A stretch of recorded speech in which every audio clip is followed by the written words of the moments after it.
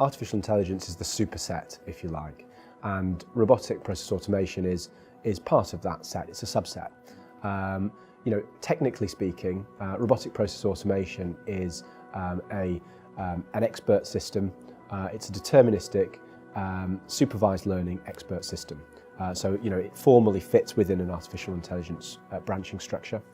And essentially it provides, the area of intelligence that RPA provides is around execution intelligence. So if you think about the Google car, the Google car is a great example of an intelligence that it anticipates the sort of unexpected events in the journey. You're telling it to go from one place to another, but it manages that autonomously. And in a way, RPA, Prism RPA is the same as that.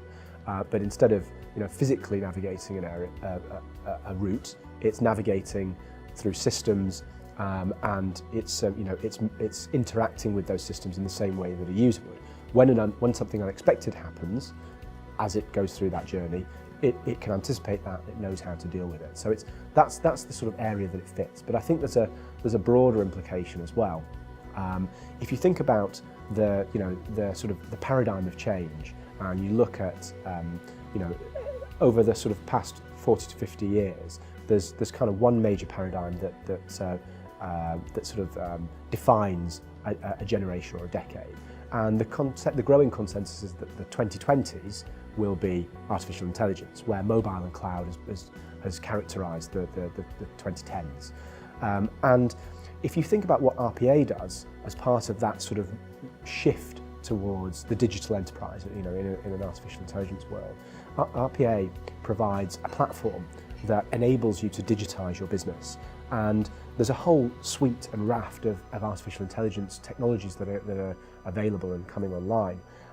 And they typically tend to be quite specialised and quite niche.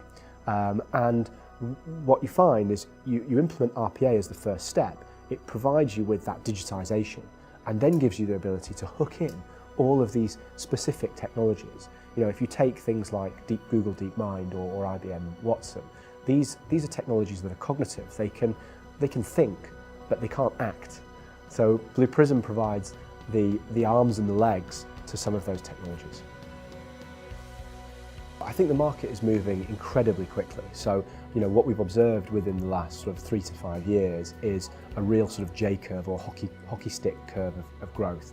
And, I think we saw it coming in around 2015, and now we're the hyper growth has started.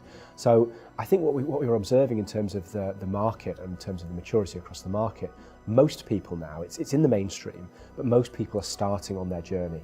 There are a few organisations that have truly delivered this and matured, but they're still in a minority. Those were the early adopters.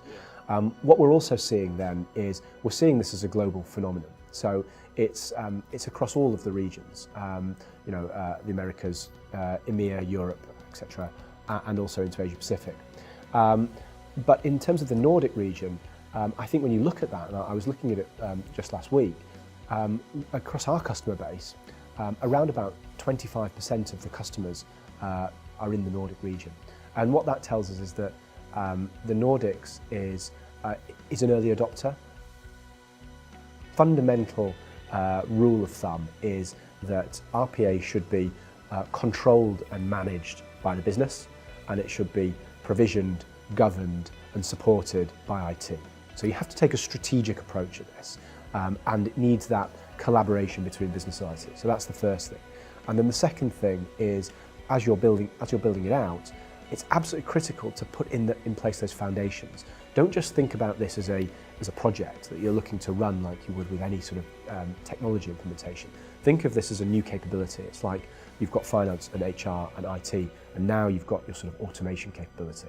So put all of the foundations in place first, and if you do that right and you have the right wrapper in terms of organisational change, then what you'll find, that time invested up front will enable you to scale it much more quickly.